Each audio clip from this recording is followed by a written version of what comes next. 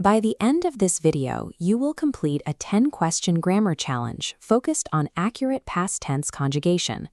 To reach the higher band scores, you need control over helper verbs, the small words that determine the tense and mood of your sentences.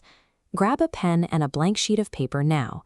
We are going to work through a series of active practice questions. Correct use of these foundational words allows you to build the precise sentence structures required for a high-level writing response. Let's build your toolkit. Auxiliary verbs are helping verbs. They are used to form the tenses, moods, and voices of other main verbs. We can group the non-modal helpers into 3 families: to do, to have, and to be. These sit directly before the main verb. In "they did win" or "I have eaten," the helper sets the time frame, while the main verb provides the action. Then we have modals. These are words like can, could, will, and would. They express specific conditions, such as ability, permission, or possibility. When using modals, you must follow a specific rule for sentence structure. The modal must be the first word in the verb group. It always appears before other auxiliaries, like be or have. Take the sentence. Lisa could have achieved a higher score. The modal could is placed in the first position, preceding the auxiliary have. Sequencing these verbs correctly is the mechanical basis for building more complex sentences. Now we will apply this. I have 10 sentences where you must convert the base verb in brackets into the past simple tense. Pause the video here or use the 30-second timer on screen to write down your answers. Let's check your work.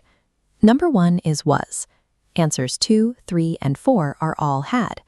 Questions 5 and 6 specifically test the verb to be, which is a frequent area for errors in subject-verb agreement. In question 5, the subject he is singular, so we use was. In question 6, the subject they is plural, so the past tense form becomes were. Now look at the modals in questions 7 and 9. When moving the modal can into the past tense, it becomes could. Likewise, the negative cannot becomes could not. Mastering subject-verb agreement in the past tense reduces frequent structural errors in IELTS writing tasks. Accuracy also depends on using the correct word for the situation. We will now look at how modals define rules and obligations. Copy this next diagram into your notes. It serves as a reference for your essay practice. This matrix shows the functions of have to, must, don't have to, and must not. Both have to and must express a mandatory obligation. They indicate that an action is required. Pay close attention to the bottom 2 rows. The negative forms of these modals have very different meanings.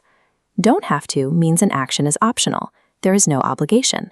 However, must not means an action is forbidden. This is a prohibition. Confusing these 2 negative modals changes the logic of your argument, which directly impacts your task response score. Review your 10 answers and your modal matrix together. You now have the tools to sequence helping verbs and conjugate past simple tenses based on the subject. You also have a framework for expressing obligation and prohibition accurately in your writing. Tally your final score out of 10. For your next practice essay, use this matrix to ensure you are selecting the modal that matches your intended meaning.